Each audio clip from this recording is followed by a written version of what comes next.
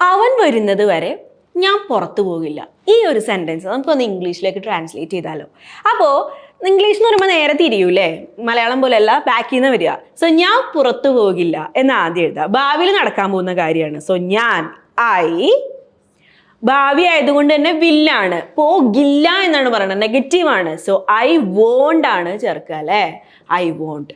ഇനി പോകില്ല, പോവുക എന്നതിൻ്റെ ഇംഗ്ലീഷ് എന്താ, ഗോ ആണ്. സോ ഐ വോണ്ട് ഗോ എന്ന് പറയുമ്പോൾ പോകില്ല എന്ന് അർത്ഥം വന്നു. ഇനി പുറത്ത് എന്ന് പറയുമ്പോൾ എങ്ങനെയാ, ഔട്ട് അല്ലേ. So I won't go out. ഇനി അവൻ വരുന്നത് വരെ, അവൻ എന്തെങ്ങനെ പറയും, ഹി എന്നാ പറയാ അല്ലേ, ഹി.